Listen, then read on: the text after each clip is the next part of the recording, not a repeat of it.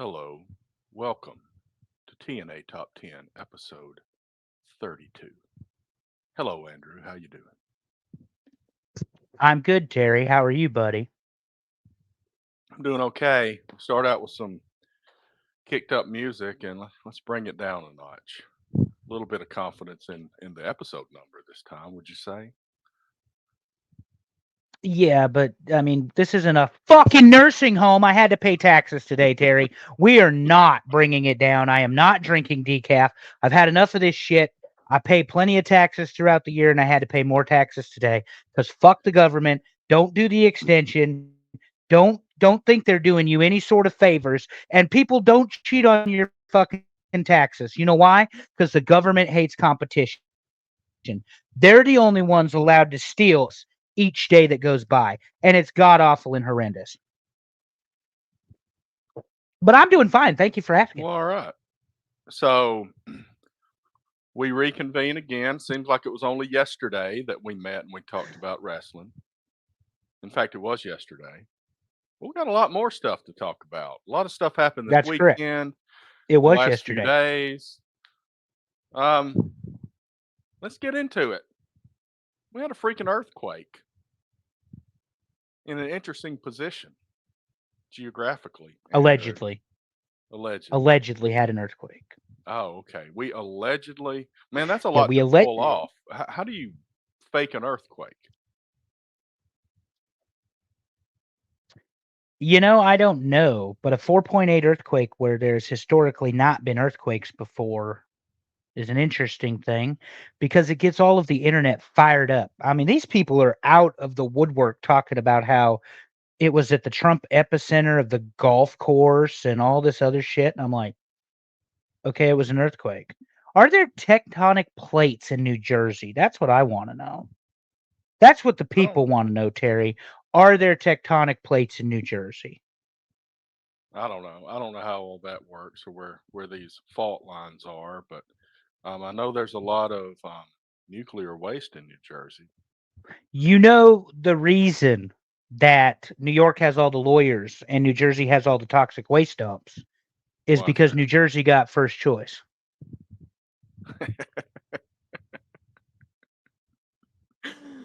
Oh New boy, I Jersey did see got some first good choice. memes though. I mean, because of the location of this, I saw in the notes where you had put this about some conspiracy theories, and there's some pretty good memes out there with "She is risen." Ivana is buried on the golf course grounds. So there's a lot of stuff about Ivana causing this. She doesn't like something going on. I don't know. Yeah, 4.8 seconds too made the meme list. Talking about rocking some worlds. I would never, ever, even if it was true, admit to that. And I don't care if it's a joke or not. Um, Wow. at that point, you're not even a two pump chump. You might be one and a half, but I would never, ever admit to that. Also, it happened in New York because, the Mets suck, and it They was the do. tri-state because the Phillies suck, and now I the hope they do. Yankees, which we're going to get into, don't suck. And I know that hurts your feelings so much, but yeah, No, it epicenter at won't hurt Trump my Golf Course. feelings until the World Series. I don't really care. Conspiracy theorists abound because apparently this is all about getting Trump out of office, and I'm here for it. Go smoke some more drugs and let's do it. So there was also an eclipse.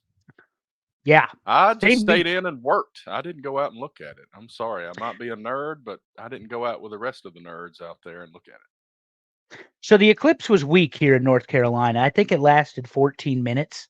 I looked at the Mhm. sun without the glasses because I don't give a shit. It's how I am. I'm a dumbass and I don't mind telling everybody. But you're not going to be able to stare at an eclipse or the sun for very long with or without glasses. There were some cool pictures. We didn't have the benefit of having a very good vantage point on the eclipse. These don't happen very, very often. They're selling the gimmick glasses, which I thought was hilarious. Take Mhm. advantage of anything you can these days. And like I said, I mean, it was fine for what it was, but I think here in North Carolina, it was 17 minutes or something. Talking about bring your dogs inside, we're going to cancel this and that. We're not sure how people act, blah blah blah blah blah. As if anyone's any less crazy because there is or is not a solar eclipse. All right, get the fuck out of here. I mean, people are nuts. I deal with them on a daily basis and have no problem telling anybody people are crazy. I'll give you an example. Man bought a truck from me Monday, came in today, Oh and boy, here we go. and said he broke his budget by $300 a month. And I said, That's "Okay,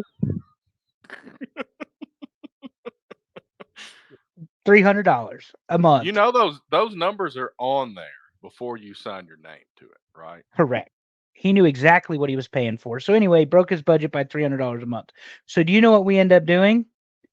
Selling him the truck I told him when we first started that he should buy. The first 20 minutes into the 4-hour process Monday, and then I got to spend another 2 hours with him today, simply because he went home and did math. Um, People are crazy. I don't know. There's no defense to it. People are just crazy. Man, I can't imagine. I mean, a little bit, 100 over, I can see somebody doing that. Going in with a number, you get in there, you go 100, but 300 a month over? 300 a month over, buddy. Because reality is that when you get a new car, you got this big question mark like, what's this going to do to my insurance? You got to consider that too. So there's no telling. That was probably going to jump up too. But, Yeah, you and know, the thing is, people he are bought it during the eclipse, and he blamed it on the eclipse, which made me laugh. Which is the only reason I mentioned it during our eclipse segment. Is he said, "Yeah, I don't know if I stared at the sun or if it was just messing with." I'm like, "Oh my God, we're somebody called the funny farm. Here we are. This person is crazy, and it's Wednesday, and I don't have the patience for this shit." okay. Well, we're going to move along to basketball. But before we do, I got a really horrible joke for you. Oh He God. blames it on staring at the sun. Maybe he should have stared at the daughter. Anyway, so there was a lot of NCAA basketball going on this weekend, and we got some champions now. Well, let's dig into the women's bracket here because there's a legendary team in South Carolina. The Legendary. dynasty 38 is and up. The dynasty is being formed, buddy. 38-0, 73-1, 109-3 in the last 3 seasons, led by Dawn Staley, 2 out of 3 national championships. Only loss in the last 2 seasons was in the Final Four to Iowa last year by 2. Iowa led by the same Caitlin Clark that they waxed this year. And by the way, did it with nobody returning to the South Carolina basketball team. That's So crazy. yeah, It's like a different team. I yeah, mean, it is a different completely. team. But they went 38-0. They finished the job. Um the who did they play in the they played NC State in the Right. semifinal. The Wolfies looked good for the first quarter and a half or second, maybe Yeah. even into the first half, but South Carolina's defense just put it on them in that second half, particularly the fourth quarter. And guess what they did to Iowa? Same Same thing. thing. Yeah. That Iowa hung tough with them. It was 49-46 at half. Iowa was down 3, and they lost this game by 15 points. So Right. South Carolina is the real deal. They made the adjustments. Cardoza made her case for being the best player in the country, despite the fact Caitlin Clark won that distinction and Dawn Staley rightfully won Coach of the Year. Right. Um, I love women's basketball. This was gritty. It was physical. And quite frankly, Gamecocks, because I don't know that you've got a team other than when Gino first had UConn that has been this dominant. And even he and his girls, his ladies, were not necessarily as dominant as Don Staley and the Gamecocks have been. Didn't they have one undefeated season at UConn at one point? I believe so. They might have Seemed even like they had had more. 2, but Okay. but I don't I mean, remember which one. they were the presumptive favorite in every poll. UConn Right. was, and we've seen somewhat of a changing of the guard. But South Carolina, very, very disciplined, well coached, physical basketball team. And as long as Don Staley's coaching, they're going to recruit the people there, and they're going to win and win and win. You've lost 3 games in 3 seasons. I mean, that in itself is Crazy. unreal. And when 3 you've games, lost, it's been very close. Yeah, I mean, very it's not close. like anybody's come out and just had one of those nights against them. It's And crazy. it's been in the big games that matter most where you're playing the very best teams. Right. Yeah, awesomeness on the women's side, and really no reason to expect anything else next year. I mean, if she took a completely new team and went undefeated, Yep. what should we expect next year? More of the same. I don't see Yep. any reason not to expect that. No, she's doing what every good program builder does, and she's building that team that is going to be the revolving door. You graduate them, you play them, you graduate them, you move on, and here they come again. Um, Somebody we're going to talk about in a minute has that distinction as well. But before we get there, we might as well talk about the back-to-back champs in UConn men's basketball. Terry, UConn did it again, and this time they took out. Who did they take out in the first? I got the iPad They right beat here, but my UConn beat Alabama in the Final Four. that's right. Excuse me, they did, but they beat them by 15 again. And Well, but it was another one of those pull away at the end things. Alabama yep, put up the best fight against them that anybody did. yeah, I would agree with that. And I think that the Purdue NC State game was the same way. The Wolfies played Yeah, until the very last 5 or 6 minutes of the game when it was the foul. So then you get UConn versus Purdue, and it's number 1 versus number 1, and mhm, Purdue can't close the deal again. And right. so, but UConn back-to-back champions, really a formidable basketball team. Obviously, there's talk of that coach potentially heading to Kentucky.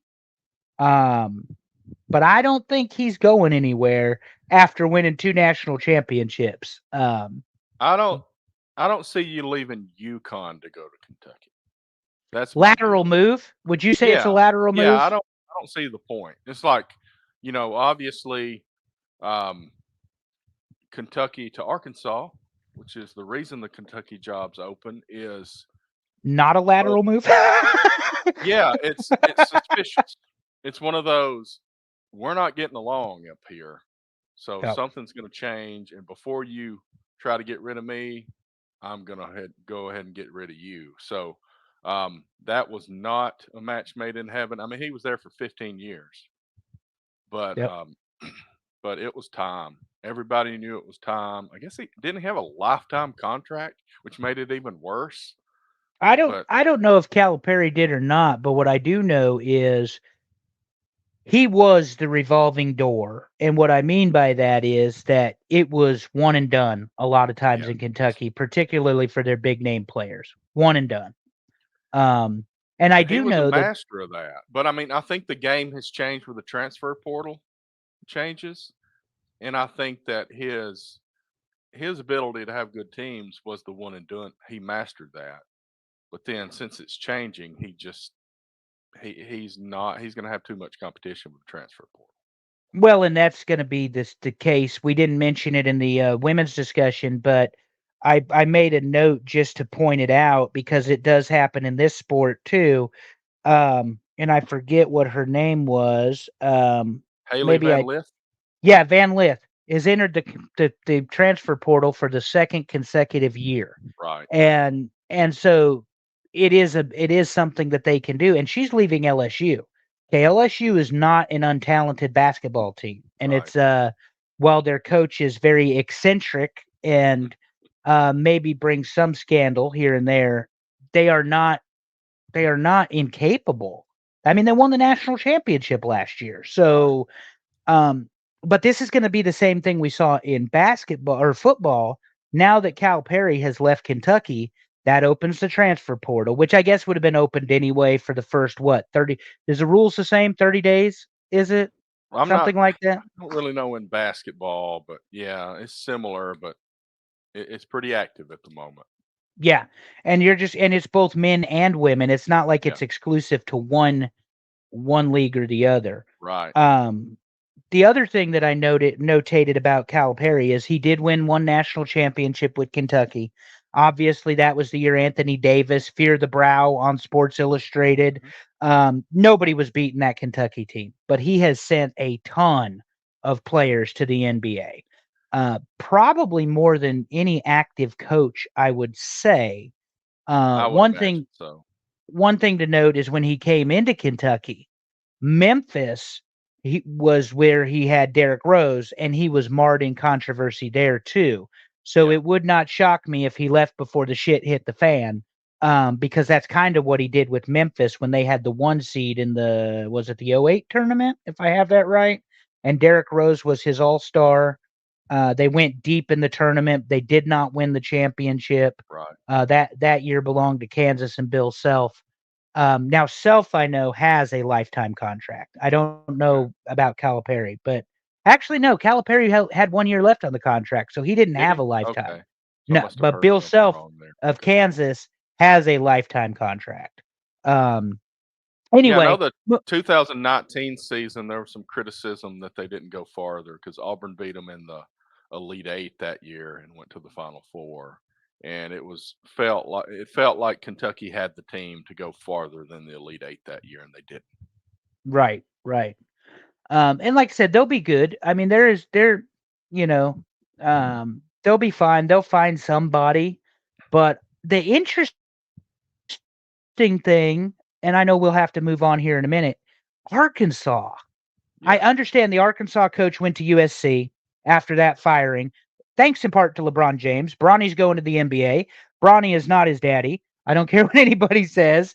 Um, you whatever he averaged, 5 points and 3 rebounds or something. I mean, if it was not five, I don't significant even. minute. I think it was Ye- four something. Yeah, it was close to Yeah, not five. Yeah, significant. But anyway, maybe he'll play better in the pros. Who knows? But anyway, USC coach is fired. That opens the door. Arkansas coach moves to USC, and here comes Calipari to Arkansas. It doesn't. right. That's not a. Ark It's going to be a Kentucky weird to look. Arkansas doesn't make sense.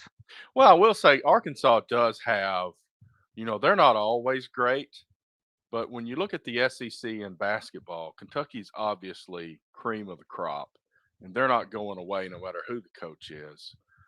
But Arkansas has had some very good seasons in basketball, Yeah, but that's they're not fair. always there. Right. It isn't a lateral move, it is a move downward. But if I were to pick an SEC program that would be anywhere close to available, Arkansas is probably it. Alabama's not available because unless Nate Oates would leave. Um, but really, I don't even know Florida. They've done some things Yeah. in basketball. Um, but Arkansas, that's the one that they can do it. They've done it before. It'd be interesting to see what he does, but not a lateral move at all. But it was probably time, so he went ahead and jumped.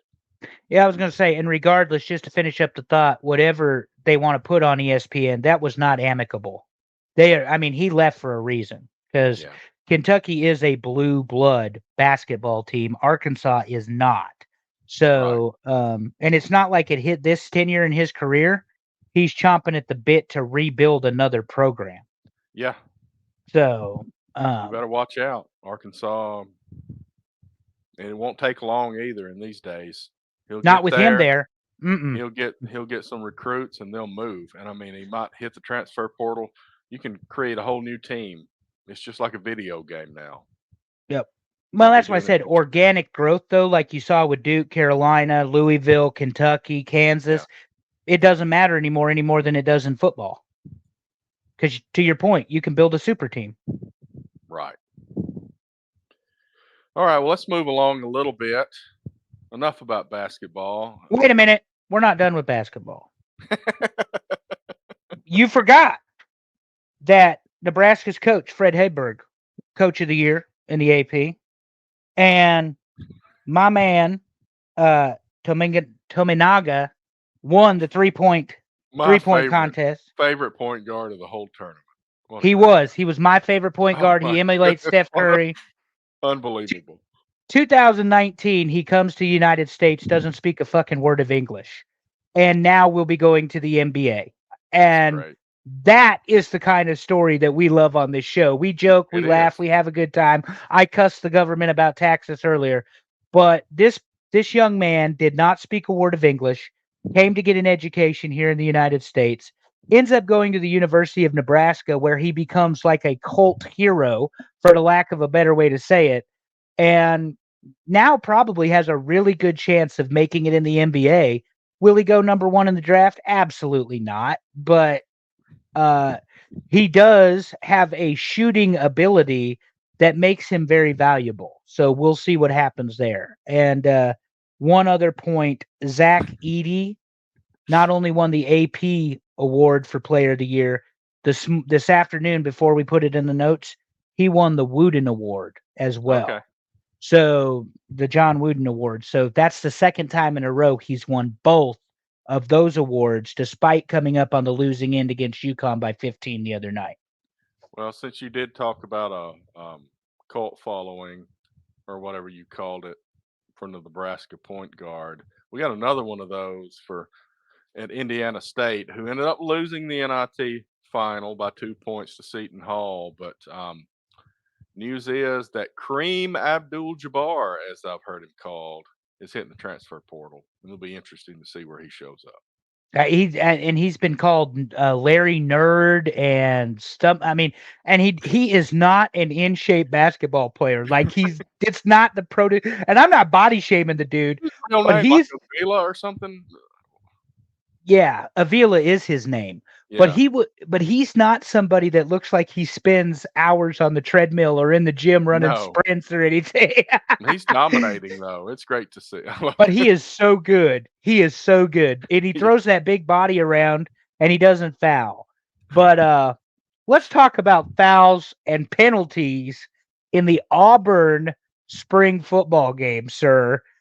I didn't watch it, but the red and white game is this week, so don't call me, don't write, don't text, don't email. I'll be drinking the Kool-Aid for the Nebraska Cornhuskers. But I see War Damn Eagle being advertised tonight. Tell us Wiggle about Wiggle wore down Eagle. So yeah, I tell us didn't about watch it. the game. There was so much going on with WrestleMania and all this stuff going on with basketball. But my notes based on highlights, based on listening to podcasts and stuff, Cam Coleman, 5-star freshman receiver, is the real deal. It's the receiver they've needed for a really long time. The problem is, are they going to have the guy to throw it to him? The hope is that Peyton Thorne, who is currently going through his first spring practice, he did not go through spring practice last year. He transferred in after spring. So there's a new offensive coordinator in town. There's a new defensive coordinator in town.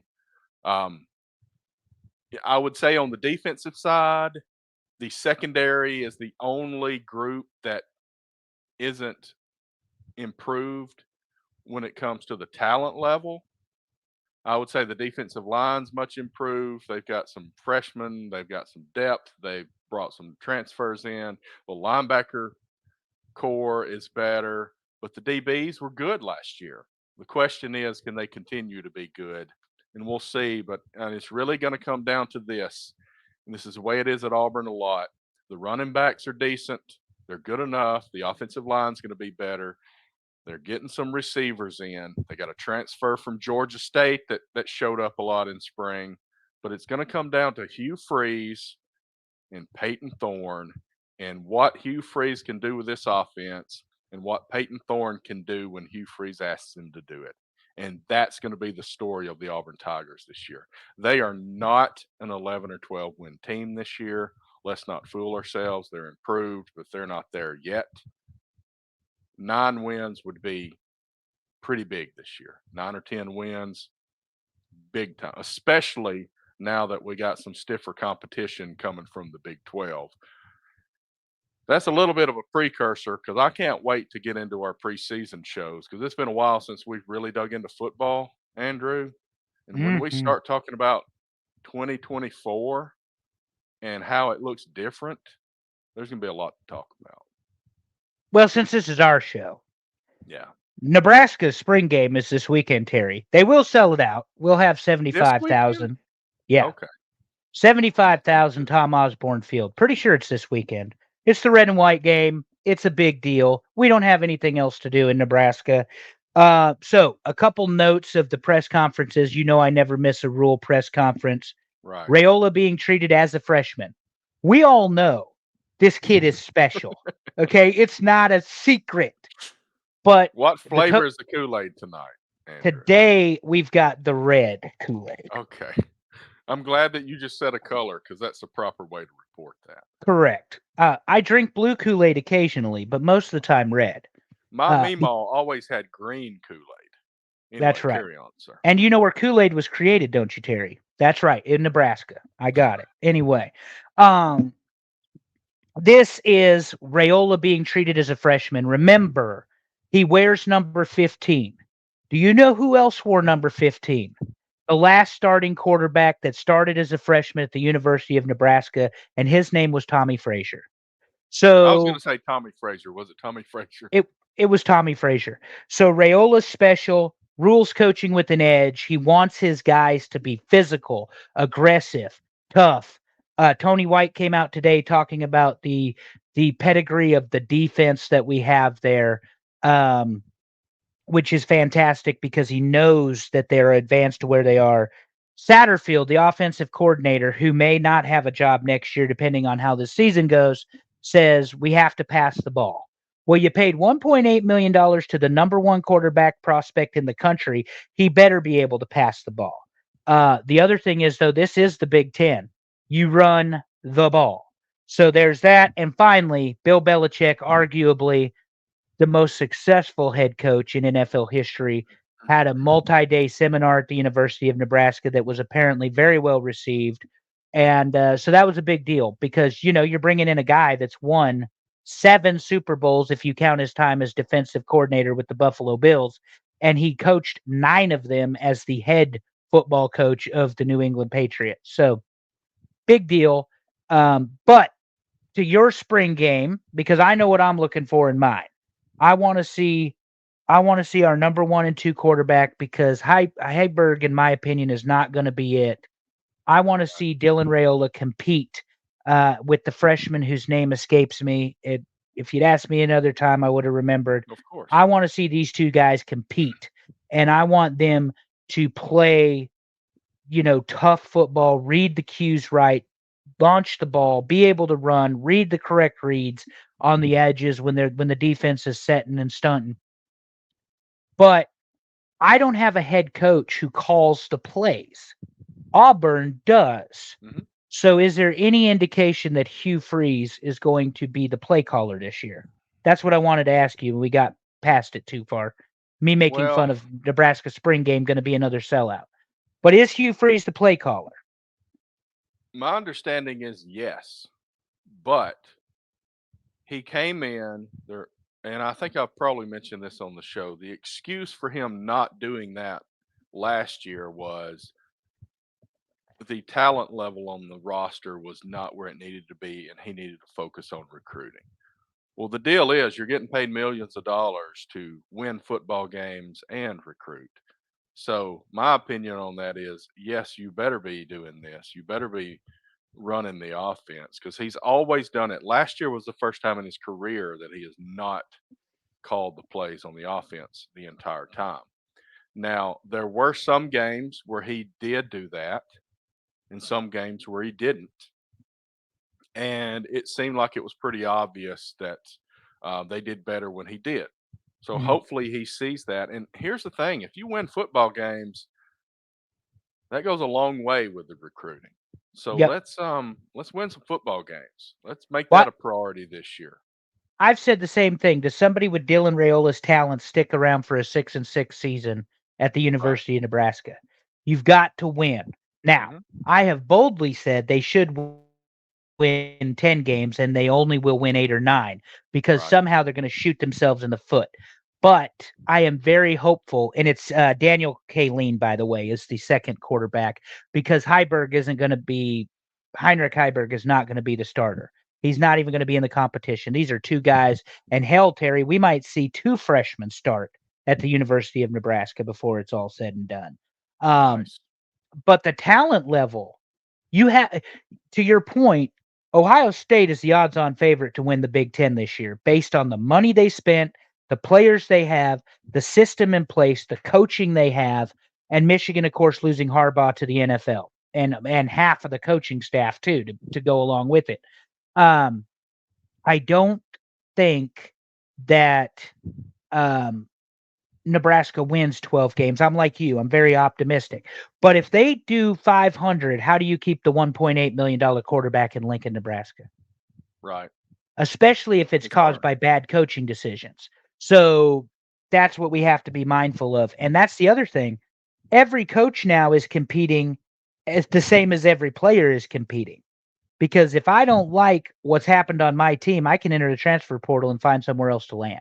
And the thing is, we talk about the end of next season being that way, but there's some guys that are going to start jumping to other teams now. Yep. Because once after the spring games are over, yeah, I was going to say, and the depth chart's set.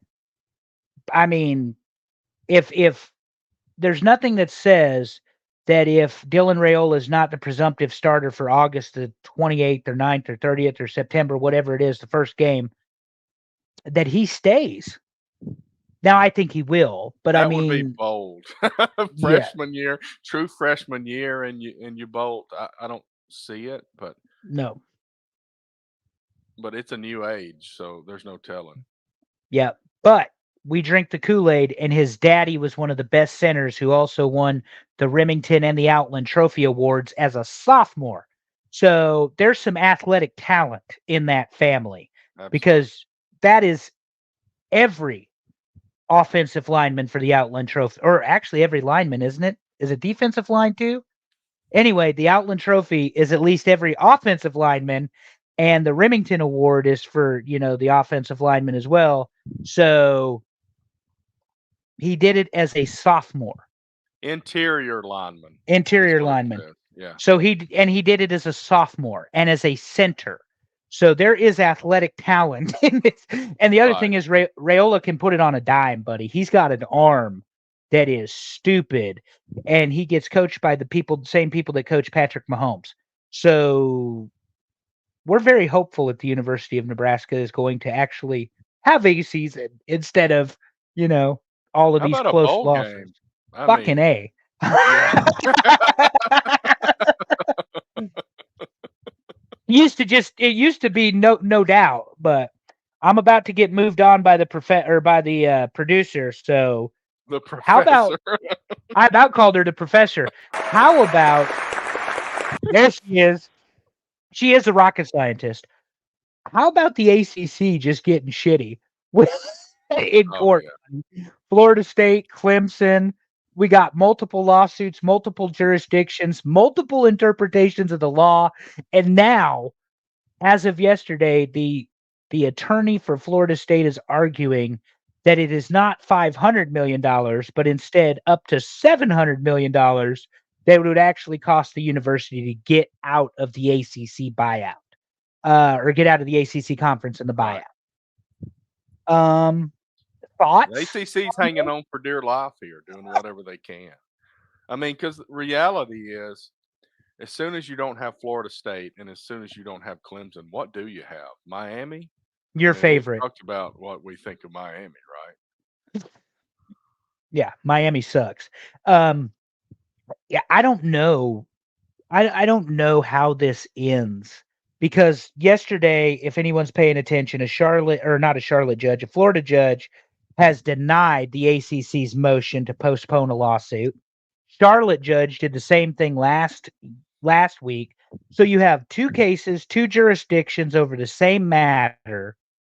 And I don't even know how that works, other than they're doing it in two different states. So Clemson is also suing both South Carolina and North Carolina, or has lawsuits anyway in both South Carolina and North Carolina. So and maybe that's where the head of the ACC is, or that's where the bowl game or whatever for North Carolina. I'm not exactly sure. Yeah, Charlotte. Okay. And I'm not exactly sure, but at the end of the day, it does not matter. This is a clusterfuck and then some, and it's all coming down to money. And we said this months ago. Yeah. That once you put this kind of money at stake, there ain't but one way to end this, and that's in court. Yeah. And So, it's going to be a decision that has ripple effects all over the country at different levels. We're talking Power 5, but yep. this has effects in other conferences in D1. It has effects in D2, D3, wherever. It's going to set a precedent. Well, and like any, you just used the word precedent, like any legal thing. That's why I think they're being so careful with this. I put in the notes, if you read that article I sent you and Allison, Yeah. it was scheduled for 90 minutes and went 7 hours. Kind of like our podcast. Yeah, exactly. And then I knew you'd like that. And then they scheduled another hearing for like the 23rd or something. I read at the bottom of the article. Like, damn. But here's the thing. If $700 million is really at stake, if you're going to set the tone and the manner and the way that somebody can exit a conference, you are making legal precedents, because once it becomes a legal decision, every other attorney in the country can quote the ACC versus the University of Florida State, or vice versa, however you want to say Right. it. It becomes law. It becomes part of jurisprudence. It's no longer a theoretical thing, and it's not a settlement. So if they go to court and you get an actual ruling, this isn't a settlement between these two parties. It is now the law and a legally binding decision. That's where this gets really interesting and a little bit stupid, but just my opinion. Yeah, and the thing is, it's like, what chance does the ACC think they have? And has there been any attempt by either side to settle? And would either side, I mean, does Florida State have so much confidence? They're like, we're not settling at all. We're going to court. We're going to win this. So we're not settling. And then, like you said, once it goes to court, there's precedent at that point. So it has ripple effects. Yep. Yeah, I the way things are going recently, I would say the ACC is just, they're failing here, and it's going to end up that way. I don't see any other way out of it. Well, and they've got to give those teams a reason to stay, because as we've discussed, the last decade, they've got 3 national championships. Florida State and Clemson own both of them, or all Mhm. 3 of them, excuse me. Right. Your other teams haven't even come close. So, Yeah, Miami's been in the top 5 a handful of times, and I'm talking over the last 20 years or so. yeah, Yeah. they Haven't won in 01, they lost in 02. That was the last time Miami was seriously relevant in college football. Right. Well, they were in the '04 mix, but they dropped 2/3 of the way Mhm. through the season or something like that. And is she speeding us up from talking about I think we just football? got We're whistled talking at, football. and it wasn't Giancarlo. So, we're going to get to Gian here in a minute. But Okay. speaking of I legal, protest this one. Anyway, carry on. speaking of legal, NAIA policy on transgender athletes has changed effective this week. And reading the article, the way I read it and interpreted it, and we could talk about it, is that the NAIA is planning to ban, and I spelled that wrong, BANDS in the notes, ban transgender women from competing in women's sports, simply meaning if you were born biologically as a male and you Okay. make the decision to transition to a female, you will not be allowed to play in women's sports. However, you will be allowed to play in men's sports. So, of course, and I got ridiculed one time for calling this a political issue, but I stand by what I said. I think the trans community is a political issue, because it is so polarizing. One Mhm. way or the other, everybody has an opinion, whether you're a member of the gay community, LGBTQ, 27 other letters, whatever they call themselves these days, or not. The NAIA, though, talk about precedent, has set a precedent by saying that we're no longer going to allow biological males transitioning to participate in female sports. Um, So what I person, understand then from what you're saying is if a woman transitions to a man, they don't have a problem with that. But if a man transitions to a woman, that's where they would have an issue. That's where they're drawing the line. that's how I read the article because apparently there's Title IX implications. The other Oh reason, yeah. the other thing about it is you're talking about physical advantages. If a man transitioning to a woman is participating in women's sports, the assumption is that the biological male, I'm trying Hmm. to be very careful here, the biological male is going to have a physical advantage. Quite frankly, I agree with that, depending upon the sport, especially. Yeah. Um, I mean, Wrestling. yeah, wrestling, um, track and field in many sports, swimming. We saw that controversy. So there's a lot of different things. Now, this is going to set the wheels in motion because NAIA, for anybody who doesn't know, it's 200 different schools. This was voted 20-0 unanimously, and it's I'm a little surprised it was unanimous, honestly. Division 3. Yeah. So now you're going to see the trickle down to 2 and 1. But this was a Division 3 conference. I went to an NAIA school for my undergraduate in Northwest Iowa, but that's how I'm familiar with the NAIA. Hmm. But it's a national it's not like it's just one small segment. Oh, that's a really conservative part of the country. Right. This is national, and it's 200 universities, and if I'm not mistaken, 85,000 students are affected Mhm. by this. It might even be more. No, 850,000, whatever it was. It's Cool. it's a large number, a large number. And anyway, I have no issue with it, personally. I think it's common sense. I think it's a logical thing to do. But I'm not the decision maker. But it is relevant. We talk sports on this, we talk podcast, we talk politics occasionally, and this particular story has all of it. I think realistically, different sports would have a different level of this because I can't see I can't see a man transitioning to a woman and all of a sudden being great at gymnastics, for instance. You Right. know, I don't know. It's just thinking out loud here, but it is interesting. It was unanimous. It's going to be very, very important. It's going to be very far-reaching. This is not the end of the story, as most things Mhm. are not when you hear some decision from a court. Correct. And like you say, this is actually the council at the NAIA, and I'm sure it'll be challenged immediately. The human rights campaign's already come out against it. Not a shocker. Um, they're very much more liberal, inclusive, etc., than what these policies seem to be. But I mean, I don't have a problem with the exclusionary thing because it's common sense. That's my thing. It's common sense. Put it on a level playing ground. If gender is a social construct, biology is science. So while you may identify as a woman or a man and you were born the opposite sex, or you're physiologically are a male and you identify as a female, from a gender construct, that's fine, but just know that you have those built-in advantages, or that's the assumption. Stronger, faster, blah blah blah. Although, after watching South Carolina basketball this past weekend, I wouldn't screw with them women. So, and I know they're all women. That's what I'm saying. So, good luck to you if you want to go play against Cardosa in the WNBA.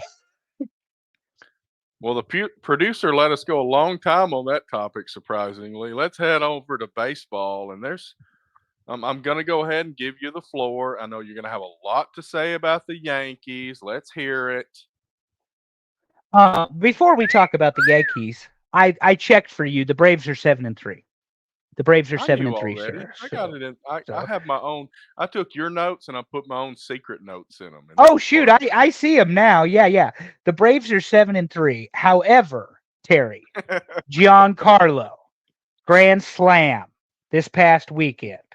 It was Yes. beautiful. Yes. Yes. I'm outnumbered here if you guys don't know. Yeah. The Yankees fans are in the house. So Yeah. Giancarlo, Volpe at 22. I have the batting average wrong in the notes. It's 424. It's not 444. It's Amazing. still ridiculous. Amazing. Yeah. So anyway, Okay, what else Volpe, we got? Come on. Volpe's come got on. the average. Of course, they're doing this without Jarrett Cole, who's their 25 to 30 game pitcher, wins, and they're doing it without the Judge. The Judge is in a little bit of a slump right now, batting less than 200. However, if you've got this offense that the Yankees have with very few holes in the lineup and can afford to rest your designated hitter like Giancarlo Stanton, can any team in baseball compete with them right now? Why does a DH need to rest? Dude needs to get in shape. What's his problem? Stop it. Just go up and swing a bat once in a while. Once in a What's that while, rest shit. for you? He swung 4 times or had 4 at bats last game.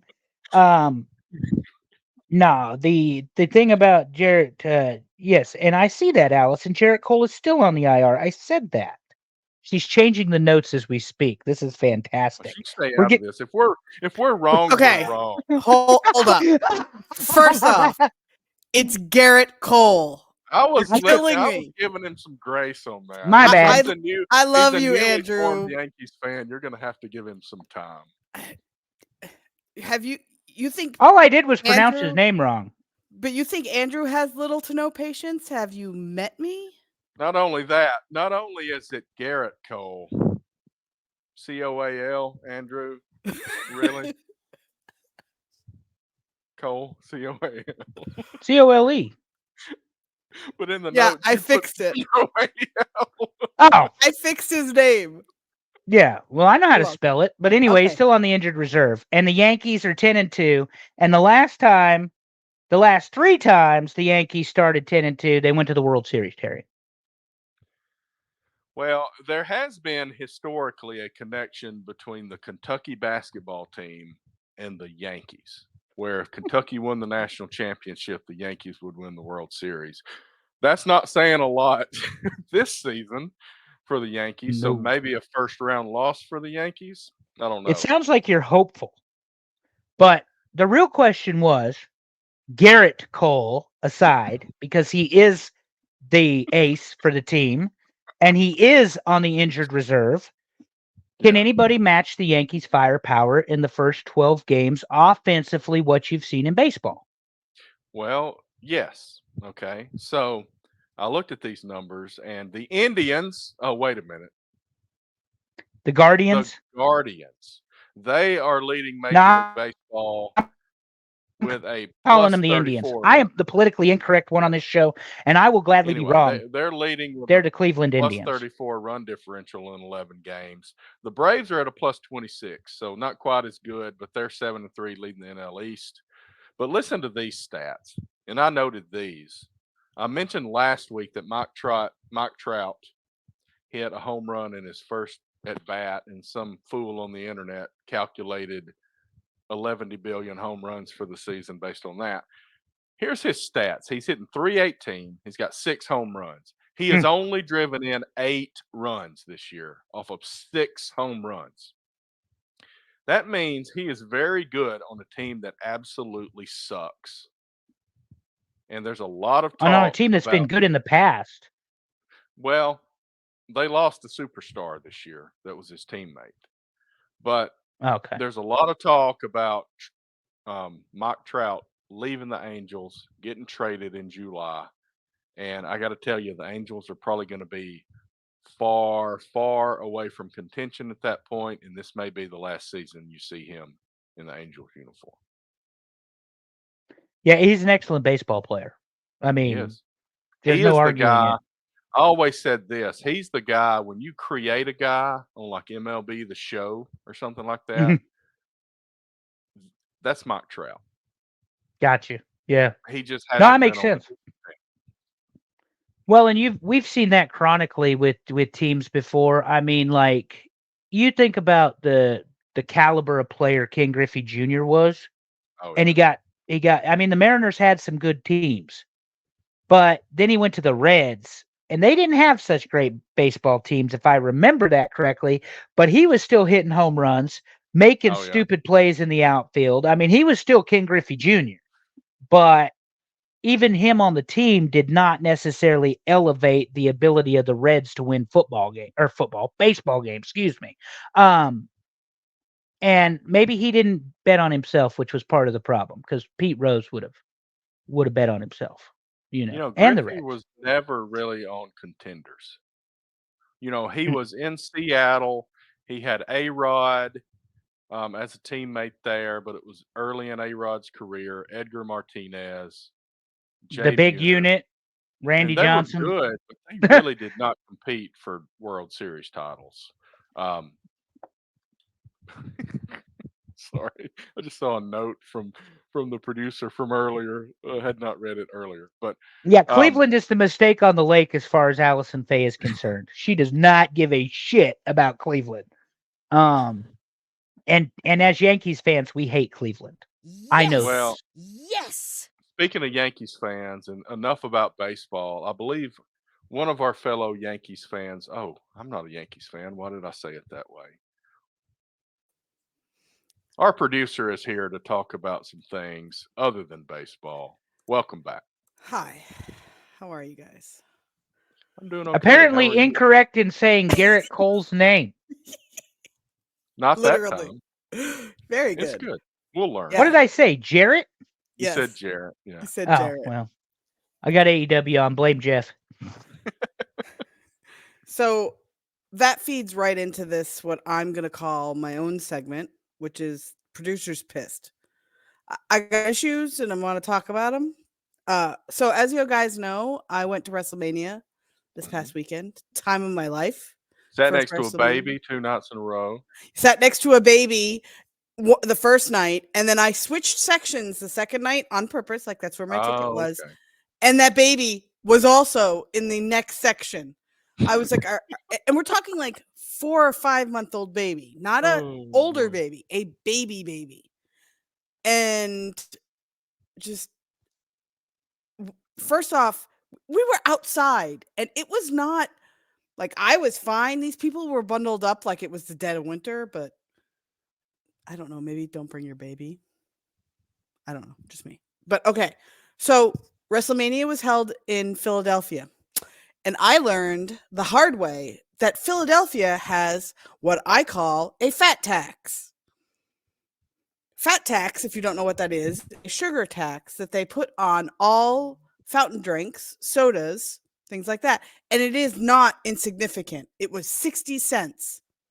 60 cents. Yes, 60 cents is your fat tax. Now, I have an issue with this. Yeah, go ahead.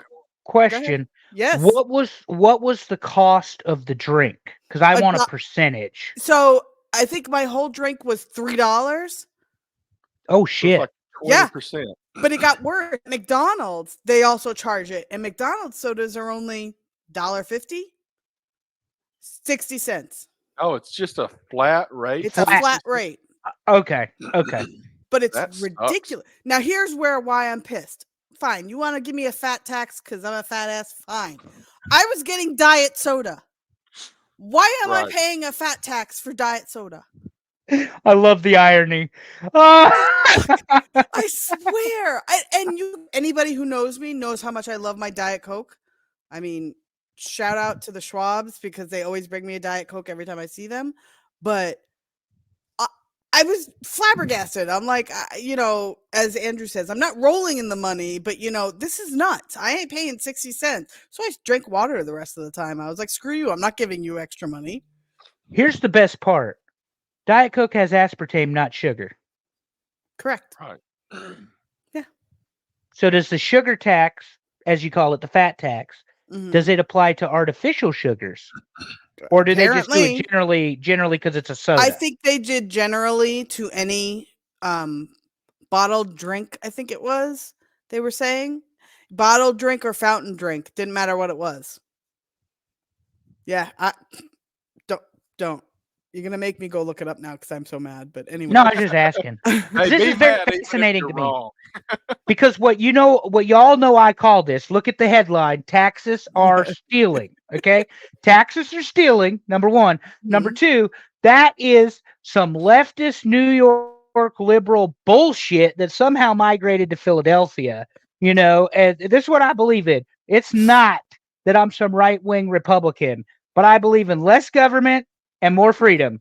And when you decide to assess a tax and then you're going to tell me what fucking straw I can drink out of. Okay, get the fuck out of here.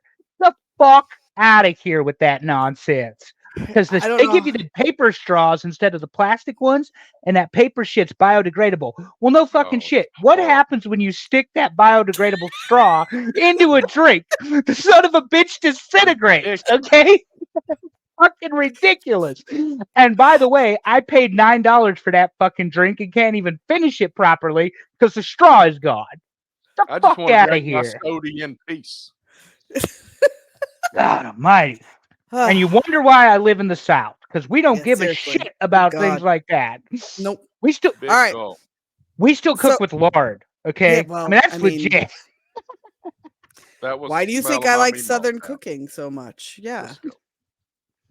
All right, Exactly. Allison. Sorry, Okay. I didn't mean to No, hijack no. it, but you mentioned Hey. soda, and I knew I had to talk to us about straws. Fuck.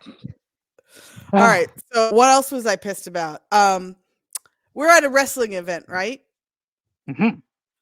I can't tell you the number of non-Philly, because I know the picture I sent you guys was somebody with a Philly one, but non-Philly sports jerseys. What? Why? Because we're in a stadium? You want to wear a football jersey? You're Like wearing a Chiefs hockey and- jersey? Why? Like I'm like, do you know where you are? Like, you don't have a wrestling shirt, fine, but wearing another sports shirt, like I wouldn't go to a Yankees game in Cleveland in a Cleveland Bulls jersey. Like, what? Why would you do that? Also, I said Cleveland Bulls. I meant Chicago Bulls. Good job. Chicago Bulls, I have Cleveland Cleveland on- Indians, I thought, regardless. hey, I thought you knew something about some kind of minor league sports. No, I team. have No. I have See, I'm Cleveland on the giving a lot of brain. grace with you guys tonight. Yeah, You you're guys are really on a nice roll. because Yeah. neither one of us is that nice. I mean, think you've- Jarrett Cole, COAL, plays for the Cleveland Bulls. Probably. All right. That's all I have. I also just want to give a shout out to my dad. George came in second in the in our TNA men's bracket challenge. Who won? Who was Oh first? wait, that was me. That was me. I won. Well, and for your winnings, you're going to receive nothing but the fact that you just told us that. So congratulations. It was worth it. Thank you very much. But if we're updating on winnings from the tournament, why don't we bring this up? I won $435 from Dave and the HSV's squares for the basketball tournament. So pretty excited over here. We'll spend that in Baltimore. I like that. Dave is a friend of the show. He's part of the Wrestling and More Network. He puts these things on regularly. He's an idiot savant when it comes to gambling math. So he and Allison love each other. I don't know how the hell they do it, but they're idiot savants when it comes to gambling math. And I don't care if I can or can't say idiot savant anymore. Y'all know what I'm saying. The fucking Rain Man of gambling math. Oh, is that Anyway, yeah, get involved with us because Dave is always doing some nonsense somewhere. And it's a lot of fun. The more people we have, the more fun it is. Wrestling and More Network. You can find Dave in the HSV over on Filter Free Popcast. Free plug for Dave. He did not pay me to say that. But I had a lot of fun, even though what did that mean? Okay, so we paid 50. I had 2. So I'm negative 35 on this venture because I only won $15. That sucks. Well, I paid for 3. I paid in 75. I won a game in the first round, so I was at 15, and then I won the championship game, and that boosted me up because I won 420 from that. So I only bought 1 and I won 15. So I'm just minus 10. So I'm happy with that.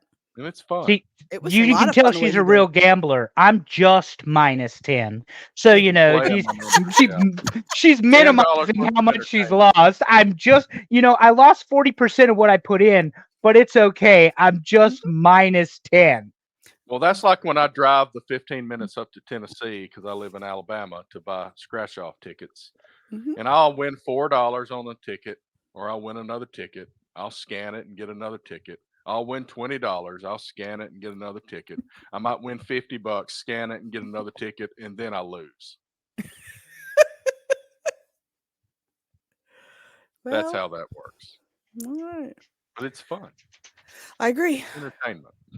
Well, that's all I think I pissed about this week. So I'm sure next week there'll be something else. But She's a New Yorker. We stay but, pissed. I'm hey, a you know, natural New Yorker. Andrew missed his calling of growing up in New York. He would have been fabulous as a New Yorker. Could you imagine Instead, he 38 was years? If fabulous as a Nebraska. I missed 38 years of being a Yankees fan. Could you imagine? My God. Good I can't Lord. imagine how annoying you would have been when the Yankees beat the Braves in the World Series. I've been watching Yankees old films just for you, Look at this Terry, man. Yeah. and Enter Sandman with Mo coming out to close the game, Good and the stuff. whole Yankee Stadium starts rocking. That is fantastic, by the way. Gosh. Um, That was, I will say, I'm happy to say that was a time when I was going to a lot of games, and some of the friends I had in different places of my life helped me out to get to a couple games, and it was fabulous. Really good. was it as much goosebumps as it feels like watching it Oh, on YouTube absolutely. when I Enter, went when Enter to, Sandman comes on? no question, I went to Derek Jeter's last game in Boston, his last game. One of my best friends, well, very close friends, Sean, gave me his season tickets so I could take my son with me to say we saw Derek Jeter's last game. Excellent. And it was, I cried for at least like an hour. I bet. And there were grown men openly bawling, and it was fabulous. Yeah, I Yeah, but believe he we was talked- such a good Yankee. I believe, and we talked about this when we did a top 10 list a couple of weeks ago with baseball movies. Or was it last week? I guess it was Last week. Yeah, I can't keep up. So much crap's happened. But I talked about the intro to Bull Durham. And I believe the video might be the old Yankee Stadium. I'll have to go back and look at that. Oh, now you're gonna make me go look. I'll go look. Yeah. I may be But- wrong. We'll update it if I am. Wouldn't be the first time. Like I said, that's enough of that, but I have a great idea. Let's finish the top 10. Speaking We of didn't pissed finish people, yesterday. Yeah. yeah. When we got to number 6 and they didn't get the top 5, there's probably some pissed people there. So let's. But we finish were it. running long and we had so much to talk about. We're already an hour in. But numbers 6 through 10 were fantastic, and I expect this list to only get better, Terry. That's right. We show them on the screen here. Number 10 was Roman Reigns. Number 9, Charlotte Flair. Number 8, Triple H. Number 7, John Cena. Number 6, Macho Man Randy Savage, my favorite of all time. Number 5, Shawn Michaels. And I show the Whoa. picture here, Whoa. putting that foot in the chin of Ric Flair after he told him he loved him. Shawn Michaels. Mr. WrestleMania is number 5. So you expect him to be higher, I'm guessing. Frank's Well- gonna be mad at me. I mean, he's Mr. WrestleMania for a reason. Obviously, the retirement match with Flair, the matches with The Taker, the match with Jericho, the match with Angle, the match with Triple H and Chris Benoit. I will argue this till I'm dead. Shawn Michaels is the greatest in-ring worker of all time, not because of the first half of his career, but because of the 4-year absence and who he got to work with in the second half of his career. Such better talent than working with, no offense, British Bulldog, Yokozuna, even Kevin Nash, Psycho Sid. Not a great title run for Shawn Michaels in the early days. And I guess he did get to work with Austin, but he did a lot of it hurt. The second half of the run, though, what made him Mr. WrestleMania is certainly that second half when he, just works with the who's who, starting with Jericho in 03, and they ran the table. And I think he's too low on this list. This would be one I'd have a problem with, But I want to see who the other 4 are. I don't know what y'all think about Shawn Michaels at WrestleMania, though. I've mentioned that I'm not a huge Shawn Michaels fan, but I did vote him pretty high just based on knowing what he has done. I'm not voting people down because I don't like them. Personal preference is not going to be that big of an influence, but I'm a little surprised he's number 5 myself. I mean, I know he's a lot of people's favorites, so I think I'm also surprised to see him so low, but I will admit, I think I put him right in the middle somewhere because I thought there were better performers. All right. All Well, let's right. see one of those better performers. Number 4, Hulk Hogan. So obviously the this Hulkster. is front end and not based on flipping around kind of talent, but he put butts in the seats. Yeah, definitely. Hulk Hogan opened WrestleMania, or closed WrestleMania, the first one. Of course, he and Mr. T. And then he got Bundy. And then he got Andre. And then he got Andre again. And then he got Savage. And then he got Warrior. And then he got Slaughter. Right. And then he got Sid. And then he got Money Inc. and Yoko. And that was the end of his run until he got The Rock.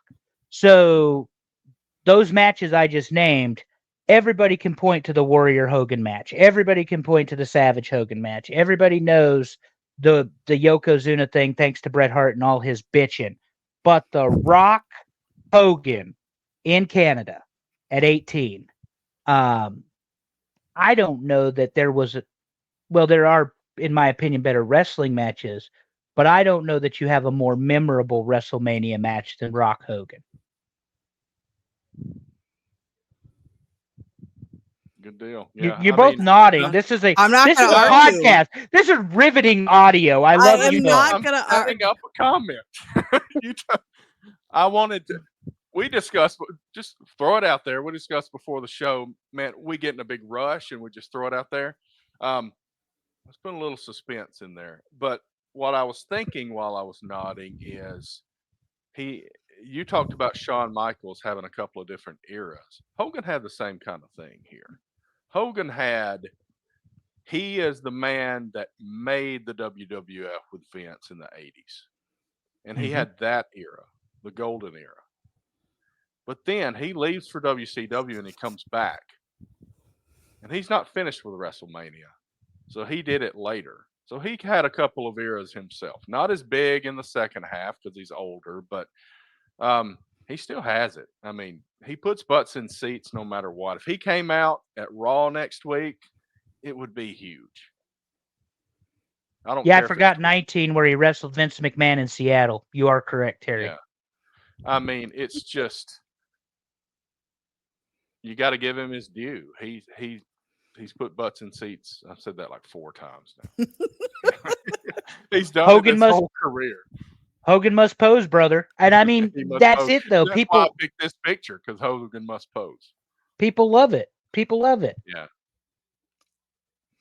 Number 3, The Undertaker, which is honestly a little surprising because of his record at WrestleMania. So he was my number 1. I think I put him at number 1 because we said box office draw WrestleMania. Undertaker is synonymous with WrestleMania. Yeah. And nobody really paid attention to the streak, I don't think, until maybe King Kong Bundy or whatever at 11, or maybe Diesel at 12. But the who's who and the gauntlet he ran in the latter years, from the Triple H, the Shawn Michaels, Bray Wyatt, CM Punk, Roman Reigns, Brock Lesnar. This is not a hot take, I don't think. The Undertaker's streak should have remained intact. Brock Lesnar didn't need to beat The Undertaker at 30 any more than The Undertaker needed to lose at 30. Right. So I'm a little surprised he's number 3. I would have agreed with Allison. I think he's number 1 when we're talking WrestleMania, box office, attraction. Who is it that you identify with this event? So I think he's a little low. I guess I'll ask this question to both of you, since this is a podcast. Do you think he stuck around too long and tried to make too many WrestleMania events? I'll go first. Yeah, go No, I enjoyed a lot of the later years with Undertaker. I know a lot of people hated it, but I loved staged one. I think that was WrestleMania, right? When they were in like the yeah, graveyard or wherever. yeah, Oh, I with loved AJ that. Styles. Yeah, Yeah, with the AJ Styles. cinematic yeah. battle. It Yeah, Yeah, yeah. was like I loved that. And that's absolutely at the end of his career. So right. I see no issue with him continuing because it was always the is he isn't he question, you know, and having been there this weekend and seeing him now granted I knew he was there cuz he was sitting in the suite above me, but in a million years I would never have guessed he was going to be back in that ring. I Right. thought that time was come and gone. Yes, I know nobody really liked it that much. Guess what? This girl who had never seen him live popped like you would not believe. I bet. So I wasn't thinking about stories at that point. I got to watch him wrestle live in Denver, Colorado in 2003, and his opponent was John Cena. It was Vengeance. The pay-per-view was Vengeance, and it was before Cena made it big. And Taker whooped his ass for about the first 7 minutes and then allowed Cena to get a ton of offense. This was when Cena was the doctor of thugonomics, and he was using the chain to win all the matches and stuff. And it was a really good match. My other question, and I guess maybe Terry, you answer this one for us, buddy. Did Roman Reigns need to beat The Undertaker at WrestleMania? Since Brock already beat him and ended the streak. So I'm going to answer both questions. I think my answer to that is no. I mean, I think Roman Reigns was going to be what he is today, no matter if that happened or not. But kind of back to your previous question, and let me do that. I want to expand on that a little bit. I think the Undertaker, just who he is, his size, his presence, in my mind, allowed him to stick around a lot longer and it not be a problem. He's not. Now, I'm going to say he's not a high flyer. He absolutely is a high flyer compared to guys his size. We've seen that. But he's not like these guys like Jeff Hardy or somebody who are having to do all this crazy stuff to stick in wrestling. Mm-hmm. His presence, his size, the fear that he puts out there when he's in the ring, that doesn't go away just because he's a little bit older. And I think because of that there was no problem with him sticking around. Oh, good answers. Like I said, I just wondered because Yeah. I am of the opinion that, and this could be a hot take, I don't know. It did nothing for Lesnar or Roman to beat Taker, and it did nothing for Taker. But the worst part for me is we'd already seen him get beat. You didn't have to beat him again with Roman. The whole he retired. Now, if you two remember, I don't know if either of you were watching at the time, because I know, Terry, you said Cyrus got you back into wrestling with John Yeah. Cena. In Was it John 19, Cena? Yeah. Yeah. Yeah. So I don't know if you remember, but the night after Mania, the crowd erupted in "fuck you Roman" chants because he beat the Undertaker, and they weren't having it. They wouldn't let him get on the microphone. They wouldn't let him talk because he was trying to say, "This is my yard now," and people were not on board with Roman Reigns at that time. Now, the Roman Reigns we saw Sunday could get away with that. The Roman Reigns that wrestled the Undertaker could not get away with it, and they were not having it. I don't even remember what city it was, but it was genuine "fuck you Roman" chants. Like they were not. They had to bleep it out on the TV, all that. And this podcast is rated E for everyone as a reminder, because I'm simply quoting. I'm not actually swearing. Right. But Because you would never do that. no, never, No. especially about Texas or Yankees baseball. I'm surprised it's not in your headline there. No. You said taxes or stealing. Okay. But no, that's it. I didn't know what y'all thought, because the Taker to me should have been left special. Once in a lifetime, you get a wrestler like him. No one could ever do the Undertaker gimmick again. And people can say, well, we got Kane. You got Kane for a few years in comparison to 2 decades with The Undertaker. Because they had to unmask Kane, and then they made him the crazy monster psycho with the hair thing, and then they made him the, what was it, director of operations, they called him when he was with Oh, yeah. the Authority, and I mean, they've made him all sorts of different things, but The Undertaker was The Undertaker was The Undertaker. So, Yeah. I don't know. I thought they could keep him special. He's my Mr. WrestleMania, but apparently there are 2 other wrestlers in front of him. I bet we know which ones, but why don't we find out which order? Number 2, The Rock. Dwayne. I love him. Allison, And we start us talked off about it. because we saw Alright. you throw up the heart sign. This is video, babe. I know. I keep forgetting. I will Don't tell fix your you, nose. The Rock was probably in my top 5 for sure. I don't know where to go from here. It's the presence. It's the, if you know The Rock is Yep. going to be there, guess what? You are more likely, I would say, to buy that ticket. Speaking for the ladies and the men who like men, he I'll step aside. is also, and I Correct. said this before, his in-ring performance is only enhanced by the fact that he keeps himself in wonderful shape. like In a me. million, sorry, but in a million years, I never expected to see The Rock in briefs this past weekend. Yeah. He's 51? 51. 51. Yeah, he's not coming out with a T-shirt on like you No. see these other guys. A lot of these retired guys coming back, they're wearing that T-shirt. Yep. Not The Rock. Mm-mm. But to me, I would expect nothing less Right. because that's what The Rock brings to WrestleMania. He doesn't have Well, that. and we all know who he wrestled at WrestleMania. Hogan, I know you Austin times 3. You can forget the what was the guy's name that was with the Iron Sheik at 13? It was Rikishi, but it was Rikishi under the mask. It was Quang or whatever, or maybe not Quang, but whoever it was. But that one didn't matter. And then he got Shamrock at 14, and the whole quadruple, the 4-way match at 16 with the whole McMahon's in the corner and all that shit. But the bottom line is, because I know who number 1 is, and if it's not number 1, it's going to shock me. For all of us our age, even though Allison pointed out earlier she's slightly older than I am, or maybe it was yesterday when I referred to my dog as an old heifer.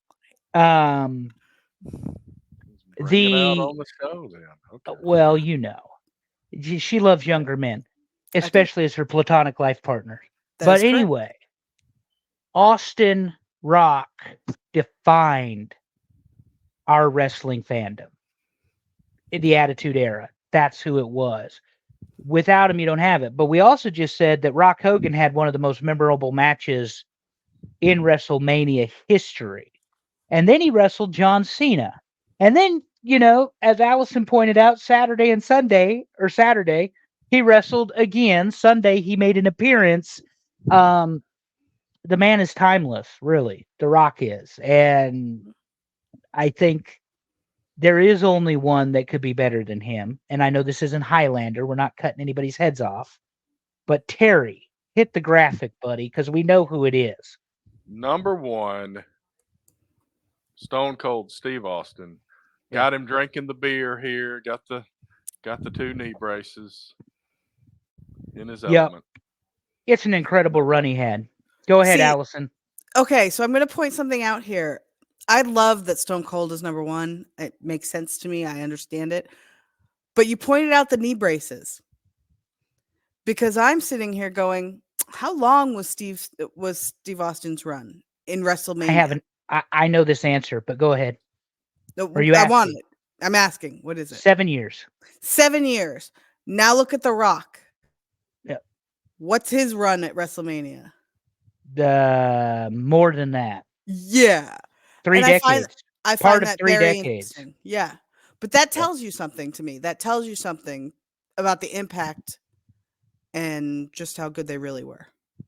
From memory, Savio Vega at 12, Bret Hart the double turn at 13, Shawn Michaels at 14, Rock in Philly at 15, off 16 due to injury, 17 in Texas was again Rock, 18 was Scott Hall, 19 in Seattle was Rock, 38 or 9 was it last year?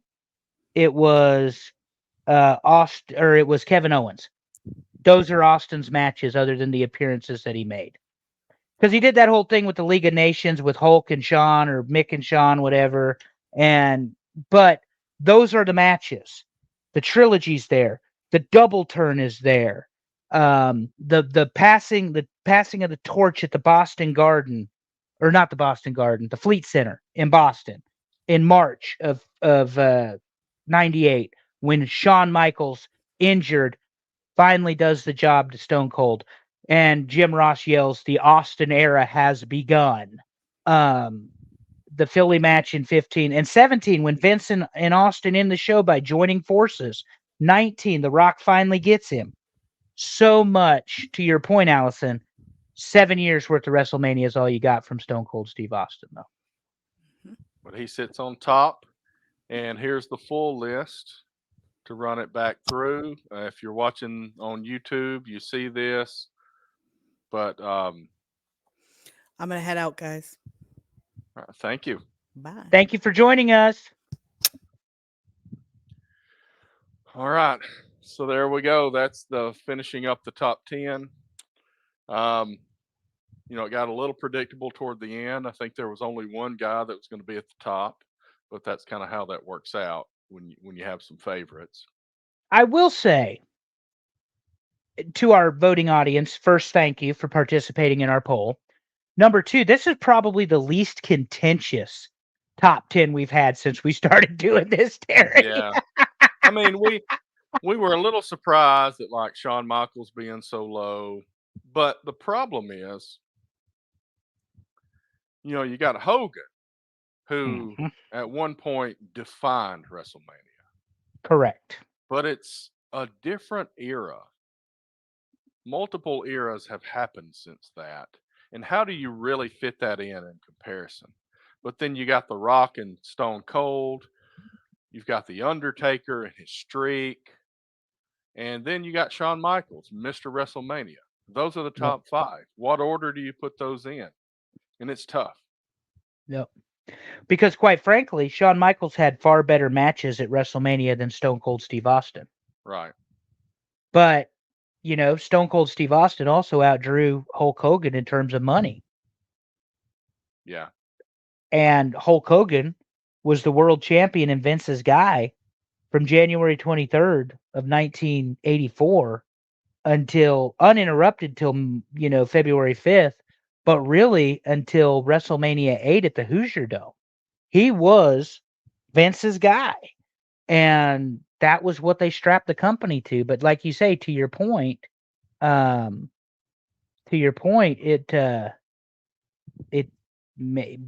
isn't always what we remember or what we think of, because again, The Rock ended up being number 2, but there was only one person he was going to be number 2 to.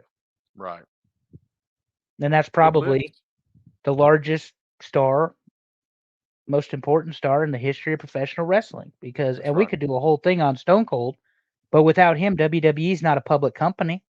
It doesn't end up getting bought out by TKO 25 years later.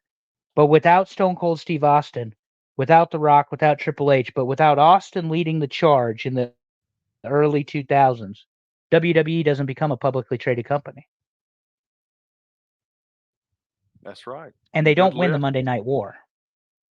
Yeah, very good list. Thank you to everybody who voted. So let's move along a little bit. We've had 2 shows this week, a lot of stuff going on, but we do like to point out somebody doing something good in the world as champ of the week. And I chose this one. I feel like this is something that maybe people are not aware of. SIBO, and I know you probably don't know who that is. This is an Italian graffiti artist. And he goes around and he looks for graffiti that might be Racial slurs, might be other derogatory things, things that you don't want to see when you're walking down your street that just take away from the beauty of the world and the kindness of the world. And he covers them up with food. And we like food. Absolutely. And it's cartoon food. And I've got a few examples of this. So here you see there's a swastika painted on this this porta potty here, and he goes and what's that? Some kind of vegetable looking thing, like a radish or something. But it looks much Mhm. nicer than that horrible swastika that somebody shouldn't have painted on there. Correct. And then the next one here, An he egg. paints an egg over this, and Sunny side up, baby. it is. Let's see another one. And then see, it's going to get into some Italian words. I mean, I can guess at what this means, obviously. And Yeah. there's a swastika here. He's got a piece of pizza. And I just think, he claims that his mission is to bring happiness and positivity to the streets with delightful food themed murals. And I got to say, you see this horrible stuff that I don't know what motivates people to put this stuff out there. And sometimes graffiti's good to look at if people put positive things out there. I just don't like these negative messages being in the world. Sibo is the same. He doesn't want to see that. He's got talent, obviously. And he's putting these really fun pieces of food art out there to cover up some hate. So Sibo is our champ of the week. Yeah, I'd rather much rather see a piece of pizza than a swastika. I mean, Right. both elicit emotion, but the emotion of swastika elicits far, far, far different than that of a piece of pizza. Yeah, good on him. Seriously. And by the way, fantastic art because as Yes. anybody knows, cover up is not easy. And to Right. be able to have that creativity and be able to make that very pretty, uh, very aesthetically pleasing piece of art, good for him.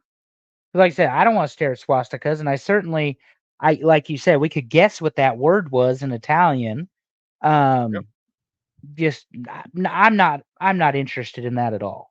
So good for him, seriously. And like you said, it's not a guy rescuing kids from monsters.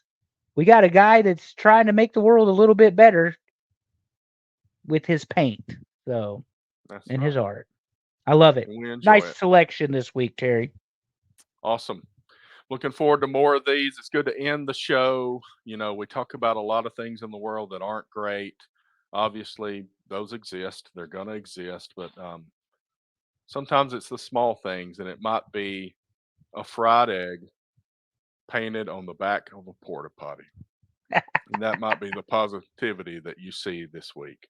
But anyway, it's been a great show. A great 2 shows this week, Andrew and Allison. Yeah. Thankful to have Allison here to tell us what pissed her off this week. That was a great segment. I look forward to next week because she is a New Yorker, so it doesn't take a lot. Get her. I've experienced this. Get her in traffic. That's get